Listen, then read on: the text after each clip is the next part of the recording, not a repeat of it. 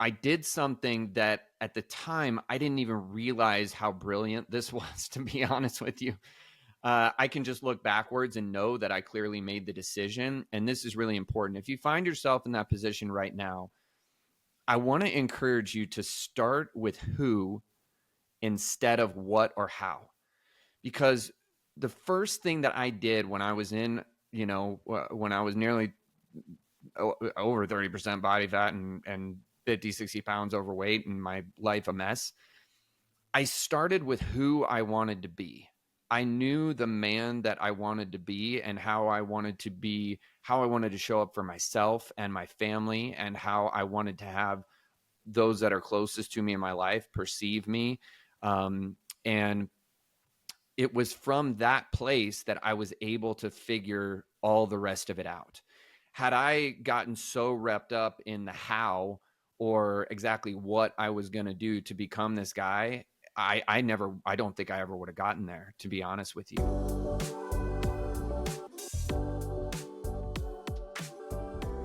Ryan, welcome to the Book Thinkers Life Changing Books podcast. We are excited to get to know you and talk about your book, Close Everyone. I'd love to start off with talking about 2016 you, though. You were 190 pounds, 29% body fat, and headed to an early grave, as you put it. From your perspective, what led you there, and then what had to change in your life to get you on a different trajectory? Luke, Nick, excited to be on. What a great way to kick us off. So at that point, the Cliff Notes version of the story is that I had really found found myself in a really awful place in life in general. In that, on the surface, things looked really good right before that. I had a very successful business in the oil and gas industry. My partners and I had built an 8-figure business. We were doing well financially. Looked like a lot of success. I was managing upwards of 200 people at a time at that point. But life had gotten really messy. I found myself in a spot where I was just chasing a buck at the end of the day. I didn't really care about what I was doing. There was no purpose behind it. I had 2 little girls, 1 and 3 at the time, and my marriage was an absolute mess. We were literally on the brink of divorce, and physically I was just in a horrible condition. And it was tough for somebody who grew up an athlete and was a personal trainer early on in my life. And so when I found myself in that position, I knew I had to make a change. It was literally to a point where I would wake up some days and just wonder if I ought to just end it. That's how awful and it felt, and the amount of despair that I experienced day in and day out. And for me, I felt like I was climbing such a mountain. I just knew I needed to take a step forward. I didn't know how or, towards what, but the first thing that made sense to me was to figure out the physical side of it, because I had dealt with that, before. I mean, it's something I was really good at earlier in my life. I had been in great shape. It felt like low hanging fruit. And that was the first step to what became, now nearly 8-year journey of self-discovery and self-transformation, physically, mentally, emotionally, spiritually, all of it. Well, Ryan, it was interesting because when Luke and I were chatting before we pressed record, I was telling him how we met at a brand builders group event earlier this year. And he said, "Oh, I'm going to ask the first question. It's going to be about how he was overweight." And I'm like, Ryan Lang, the same guy who's super fit that I just saw like a couple of weeks ago, he was really overweight. Yeah. So I was sort of surprised to hear that, but kudos to Luke for doing the deep dive. So Ryan, here's my question.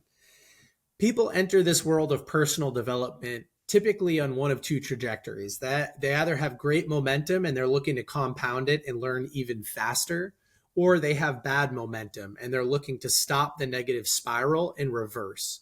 Yep. Now, to summarize what you just said, you were looking for the easiest step, the first thing that you could do to head in the right direction and stop the negative momentum. And so you leaned on, how can I get in better shape? But what other advice do you have for people that are just caught in that negative spiral? Maybe it's in their business, maybe it's in their relationship, maybe it's with their physical body or their mental health. What are some of the other things that you did to get out of that negative loop. Today with Ken Rusk, who has done hundreds of millions of dollars in business. He's also sold tens of thousands of books and changed countless lives. We're sitting here today because he is sponsoring today's episode. So Ken, tell everybody about your course. Well, thank you. I built a course called The Path to a Successful Life. It's designed around trying to get somebody unstuck. You know, sometimes you're feeling like you're kind of stuck in where you are and you're not really sure what you want your life to look like or how to go about getting it. Well, for the cost of about dinner and a movie and maybe the time you spend on a weekend, you can exactly what you want your future to look like and how to go about getting it. You know the power of vision. That's why you watch podcasts like this. So click the link below, get signed up, and let me know what your experience is like. Yeah. So I'll preface this by saying that at that point in 2016, I had really done very little personal development. There wasn't a lot of introspective deep dive type stuff going on for me. And I did something that at the time, I didn't even realize how brilliant this was, to be honest with you. I can just look backwards and know that I clearly made the decision. And this is really important. If you find yourself in that position right now, I want to encourage you to start with who instead of what or how. Because the first thing that I did when I was when I was nearly over 30% body fat and 50, 60 pounds overweight and my life a mess, I started with who I wanted to be. I knew the man that I wanted to be and how I wanted to be, how I wanted to show up for myself and my family, and how I wanted to have those that are closest to me in my life perceive me. And it was from that place that I was able to figure all the rest of it out. Had I gotten so wrapped up in the how or exactly what I was going to do to become this guy, I don't think I ever would have gotten there, to be honest with you. And it was a decision that I didn't even know I was making consciously, but it was very conscious at that time. And that was a big part of what helped me get started. Yeah, I think that's such a powerful way to look at it. I wrote that down. Start with who rather than what or how, because I know in my life there's been so many times that I've gotten caught up in that, but how, but how, but how, but how, but how, instead of asking that question, who do you want to be? And then you can start to show up as that person on a daily basis. So that's just such a powerful reframe. Now, I would love to know close the gap for us. How did you go from that Ryan to the Ryan that sits here today before us? You know, you do sales coaching, you've written a book and all this stuff. So maybe give us a quick summarization the best you can to the difference between 2016 Ryan and the Ryan that stands before us today. Yeah. So if we kind of go, linear dot timeline here, essentially when I in 2016 I left my it was actually 2015 I left my oil and gas business. I resigned my partnership and I took a year off to kind of figure out what the hell I was going to do with my life. And one of the things that I kept coming back to was that I really wanted to do something that was helping other people in some way, shape, or form. I wanted to make an impact on people in some way. And for whatever reason, health and fitness kind of started coming back. I eventually would have a new story to tell on that front because I got myself back in shape. And initially my entry point back into coaching was in health and fitness when, the first thing I did is just went back and got recertified as a personal trainer. And at the time we were, blessed to be living in a pretty good sized house. And we had another room that had an exterior entrance. And I was like, heck, I don't know where I'm going to go with this, but if I had to turn that into a studio and take a bunch of people in person, I could do it, So I did that. And after about 6 months, I was like, woo, yeah, this is not what I want for my life. The health and fitness thing, fine. But I got so used to coming and going in any way that I pleased before that, when you've got 10, 12 clients in person in a brick and mortar business every day, you got to move heaven and earth to do anything. So I transitioned to doing online coaching, and that's really what led me into the online space of marketing and sales. and after a period of time, I learned a lot. And after a period of time, my business was going okay. I had had some success, but like the time had kind of run out on it being a sustainable option. I still did consulting in oil and gas. I had a lot of clients that asked me to do consulting work, and that was helpful to kind of help pay the bills, but I wanted out of that. And I remember that, I had a good friend of mine who is a phenomenal coach, has a great business. He's done 7 figures a year for several years now. And we were on the phone one day and he said, man, I'm talking, I just fired my sales team and it was kind of lamenting over that. And I'm going, dude, I feel like the third time you've said this to me in like 4 or 6 months. What is going on with your sales team? Oh, they're terrible. I can't find anybody good, blah, blah, blah. And I said, you know what? Send me your sales calls. I'll knock them out. And that was really kind of the point that led me more deeper into high ticket coaching sales. I had sold something pretty much my entire life since I was 15 years old, between and all kinds of different things, from vacation packages to cars to multi-million-dollar oil and gas deals, you name it. And this was one thing that I felt like I had a lot of growth yet left a lot of growing to do. And so I walked into that position and eventually I was closing at, 40, 50%, which is unheard of in high ticket coaching sales. And that kind of led me into a couple of other opportunities. One with a very close mentor of mine, Mark Von Muser, who's an amazing guy, great coach, incredible salesperson and great leader.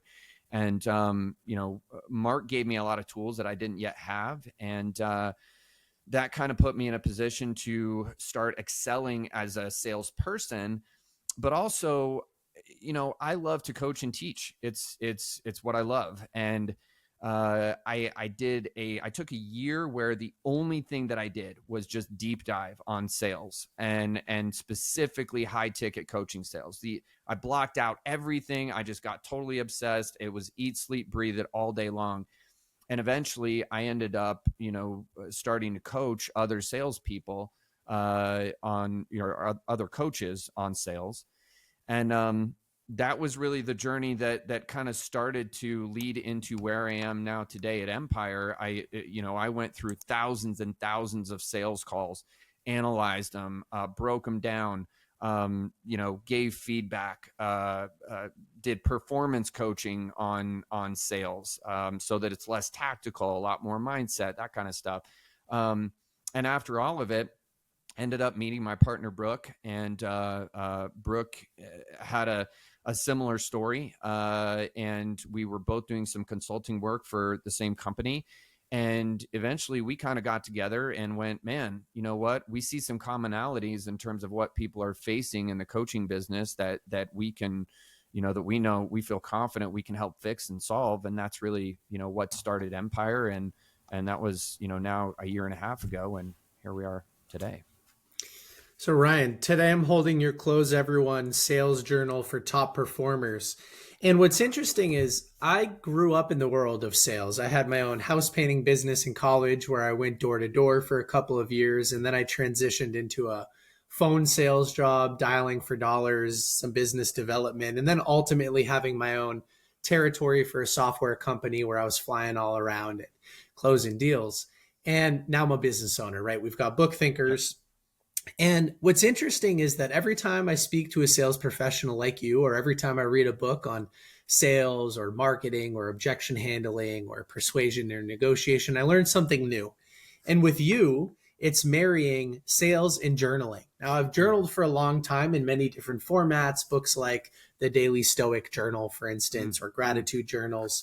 I've done morning pages. I wrote a book, but I've never done any sales journaling. So I wanted to give you that context because I've been far and wide in the industry, but this is still sort of new to me. So tell us, how are sales and journaling related, and why is it often overlooked by salespeople? Great question. So it was something when we created this journal, Brooke and I got together and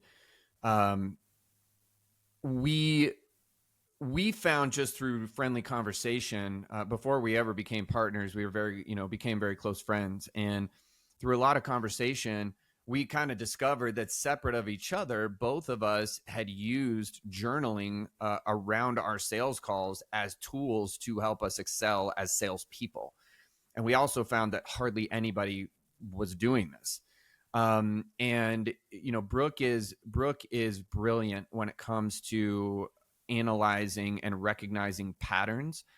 And so, when he was back and when he was working for Tony Robbins, he eventually was in the executive level in Tony's organization, but he started off just as a sales guy. And initially it was just like, how do I basically exponentially increase the number of sales that I'm getting? And he did that through pattern recognition. So he did it through a lot of journaling on like, okay, this is what this person said here. This is this objection that I got. When they said this, I said that. This is what happened afterwards. All of that kind of stuff. And eventually it got him to a place where after like 15,000 sales engagements, the dude was lapping everybody in the company by a long shot. They had to stop sending him top salesperson awards because he didn't have any more room. And for me, it was, I'm not as analytically gifted as Brooke is. For me, it was more so, it was a little bit more so a mindset piece where I was going, okay, what I know is that it's going to be my nature to get off a sales call. And if I don't have a sale, immediately I'm going to go to what did I do wrong? What were the problems that I found? And if I do that immediately, then what I found is that I'm very likely to carry that into my next sales engagement. And that's now going to create a problem. So for me, the journaling piece started out a lot more mindset related, where I was looking at it going, okay, how can I journal this and really get real, like self-coach myself and say, what really happened on this call? What are the things that I did right? What are the things that I'd like to improve on? And if I was coaching myself on sales, what are the top one or two things that I would say I need to focus on in order to level up? And I would do it with every single one. And just the same way, Nick, that you would journal gratitude or, do Ryan Holiday's Daily Stoic or something like that. It's a touch point where it's front and center. And in this case, when you're doing it, the way that we would suggest it, you're doing it after every sales call.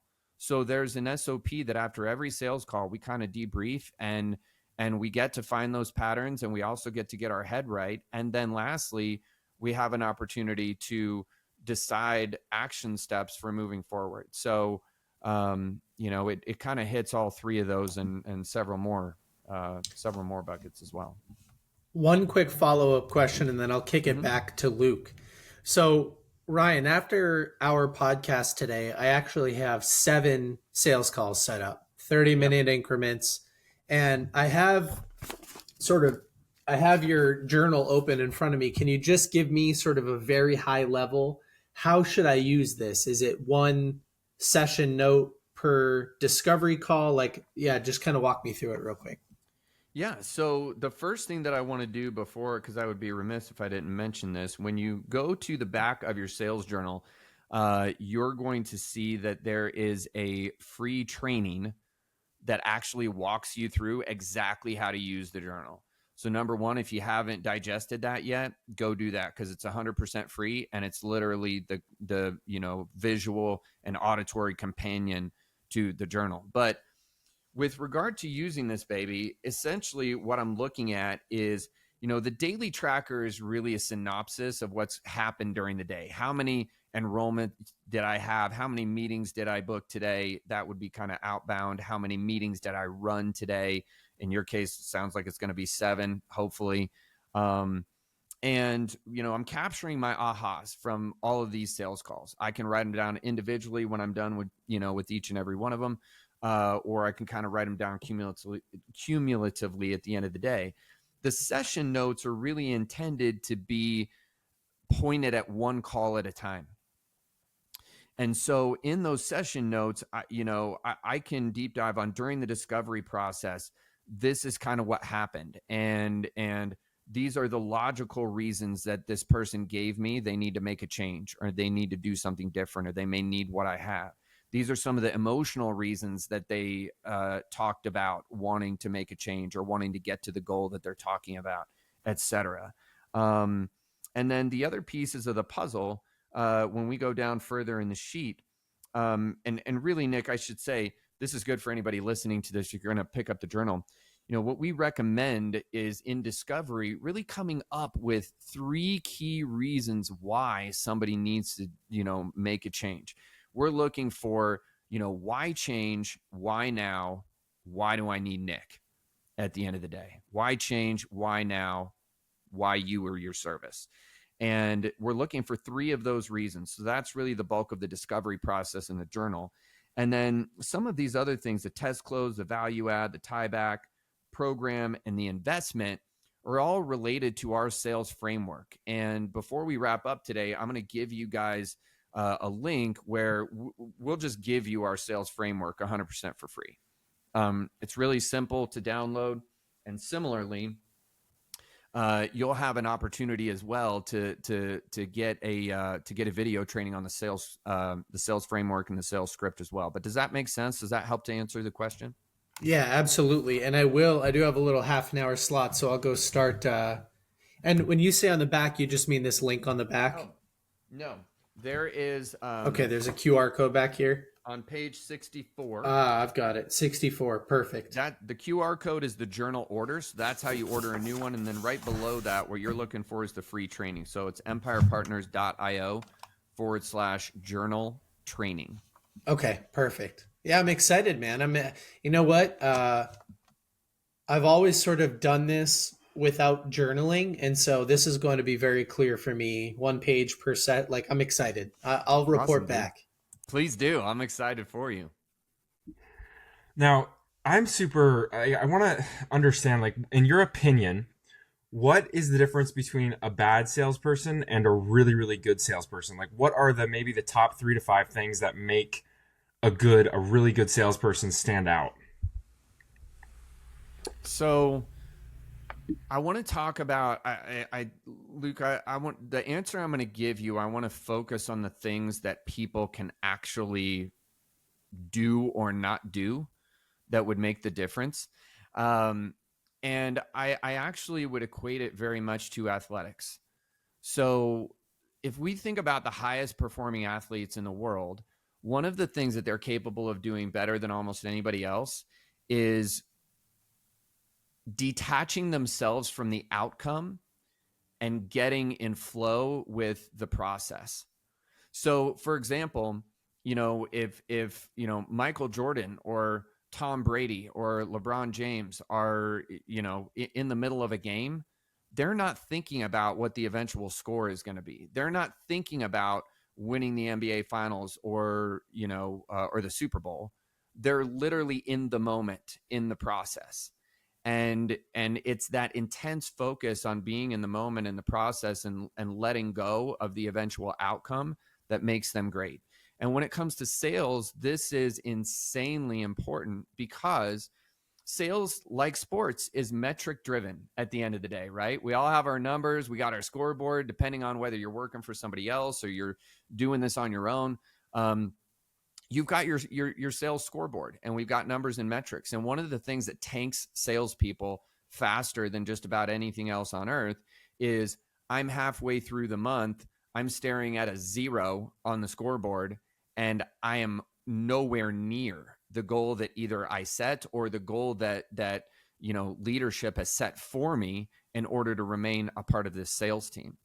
And the truth is that the best in the world don't get too hung up on a bad call or a bad day or a bad week or even a bad month. They know that the results are going to come in the process, and the outcome, we set the outcome, we know what it is that we're driving towards, but we get obsessed with the little things that we're doing day in and day out, like sales journaling, that's going to get us to the outcome at the end. Does that make sense? Yeah, it does. And it's really interesting. Maybe a follow up to that is, how can salespeople, or just people in general, really like start to look at those things, metrics objectively and not get so emotionally attached. Because I think like somebody like me, I'm getting better at this, but I struggle with beating myself up. It's like, oh man, I'm still at that zero. Oh, I suck. And like you just get into this negative loop. So what's your advice to people like me that struggle with not looking at it like objectively just as data? Yeah. So I think I would start by saying, number one, you need to figure out for yourself in this particular context, there are two types of people. You either get motivated by looking at numbers in a scorecard or you don't. And it's really important to figure out which one you are, because if you're the kind of person that gets motivated by it, then it's cool to look at it pretty consistently, but you have to be careful not to look at it so much that you're getting away from being focused on the process. For the person who is like, who really doesn't want to look at the numbers at all, you've got to be willing to look at them at least enough so that you know where you are. If I don't know where I am in the context of my goal, like I have no waypoints, I can't tell if I'm on track, off track, what have you. So I think that would be number one. The second piece though is, you getting back to what I was telling Nick with regard to the mindset on the journaling. Immediately when I finish a sales call, Luke, the very first thing that I do is I look for at minimum 3 to 5 things that I did right on the sales call. And then I come up with one thing that I'd like to improve. So that it right out of the gate, what you just talked about is the kiss of death for a salesperson, because it spins us into this negative feedback loop, and we bring all that shit onto the next call, which is really problematic. So I'm looking for what I did right out of the gate, and then one thing that I'd like to improve. The other thing that I would say is that sales is cyclical. And one of the reasons that I say don't get too caught up in one call or one day or 1 week or even 1 month for that matter is that as somebody who, has led a lot of salespeople and sales teams, I don't get real excited about what happens in a month. If somebody has a really great month, awesome. Show me again. If somebody has a really terrible month, I'm like, okay, let's see what happens, after another couple of weeks or another month. And I say that mainly because if you've been doing sales long enough, it's just never a straight line. These are not always calm waters that we're floating on. We have ups and we have downs, and that's just the nature of sales. And mainly that means that you're going to succeed, you're going to fail, you're going to have all the things in between. And essentially what we're just looking for is that there's an overall upward trend eventually, right? And so if I'm staring a zero in the face halfway through the month, I'm going back to what am I doing each day that I believe would help me get to my outcome. So let me kind of tie these two things together with with something we were kind of previously talking about. We look at sales performance in the long term, and going back to what is my outcome, I start, and let's just say I want to have 20 sales in a month. And I set that number instead of doing what most people tell you to do, where it's like, oh, set the number, wake up to the number, go to sleep with the number, have it everywhere. That's great. But if I don't know what I'm doing to get to that number, what does it really matter at the end of the day? So what I'm going to do is I'm going to say, okay, if I had a gun to my head right now and I had to select 3 to 5 things that I was going to do every day on a consistent basis that would lead me to this outcome, what would those things be? And if I did those every day, or I laid out a very clear and consistent schedule for doing these 3 to 5 activities, do I believe that at the end of the month, I've got a 90 to 100% chance of potentially hitting that goal? Yes or no? If the answer is no, you got the wrong activities. If the answer is yes, then I'm just going to lock that in. That's my routine. And now from a judgment standpoint, here's the big key. When we talk about sales performance, it's a lot about self-judgment. From a judgment standpoint, I'm not judging myself against the scoreboard. I'm judging myself against, did I do the things today that I promised myself I was going to do? Because my belief is that if I just keep doing that, I don't care if I end up there on the last day of the month. I believe I'm going to get there. And if I miss, my margin for error is going to be small. Whereas if I just set the outcome and I just try to forge ahead, my gap and my margin for error can be huge at the end of the day, which is even more demoralizing.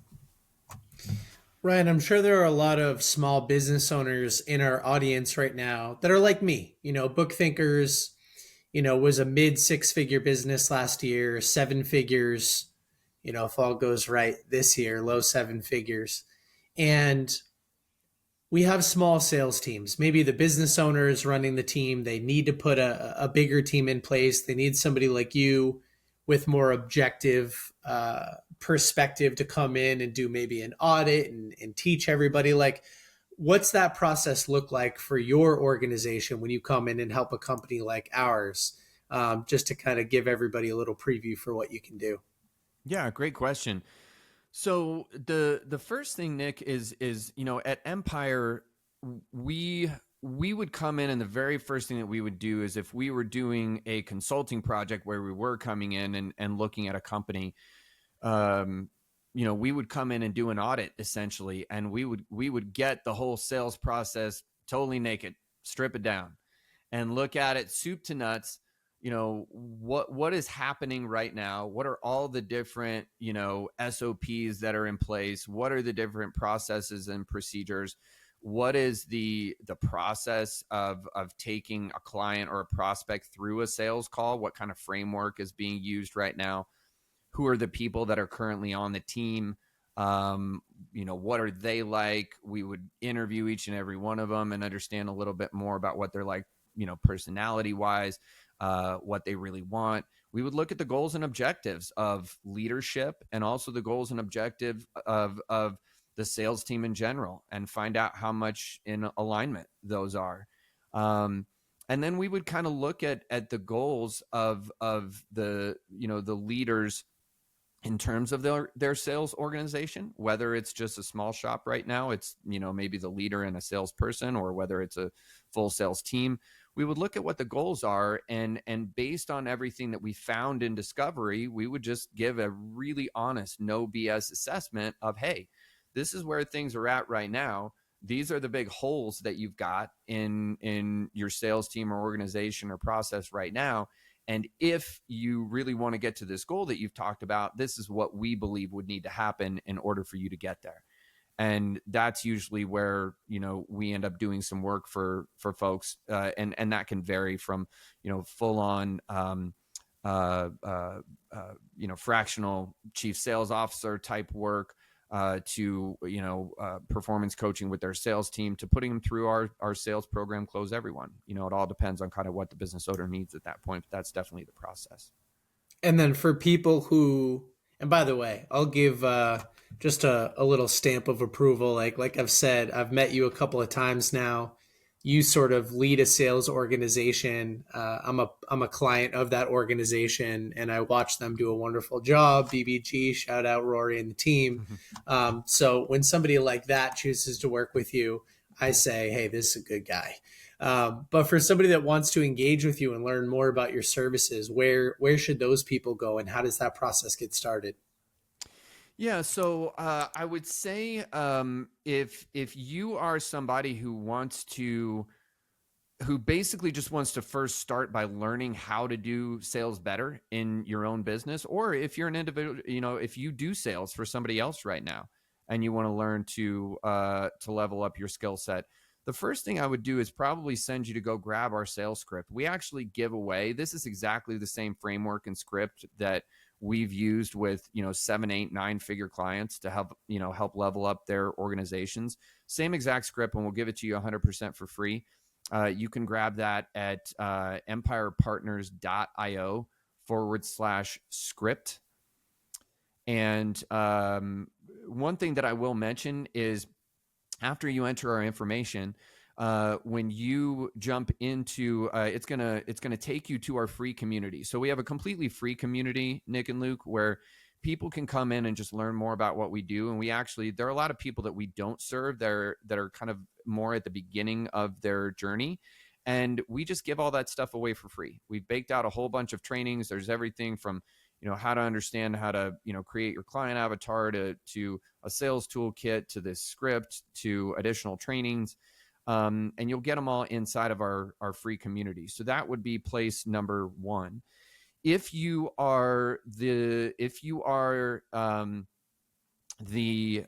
type of person who has an organization and you're interested in us potentially doing some work for your organization, or getting a consult, or us kind of doing a discovery process and kind of figuring that out as I laid out, I would say that the best thing to do is to email us at support@empirepartners.io and just put in book thinkers in the subject line. Really simple. When you do that, I'll know exactly what it is that you're coming in for, and I'll reach out to you directly, and we'll find some time to jump on the calendar and find out what you got going on. But that would probably be the two simplest ways for us to get connected. Beautiful. All right. Well, this has been a great conversation, Ryan. What an amazing person you are. It's been so much fun learning from you. I have this final question that I love to ask all of our guests, and it's this. If you pass away and all the stuff that you've put out, the courses, the books, everything disappears, but you can leave the world with a single piece of advice, what would it be? Ask more questions and make fewer statements. It's the one thing that changed my life and probably continues to change my life literally every day, is just ask more questions, because as Marie Forleo would say, everything is figure outable, no matter what it is that you're after. And that's literally been the keys that have unlocked everything in my kingdom. Wow. What a great way to end this episode. Thank you so much for coming on. We'll make sure we link everything that you talked about in the show notes when we put this out. I appreciate you so much. Awesome. Thanks, guys.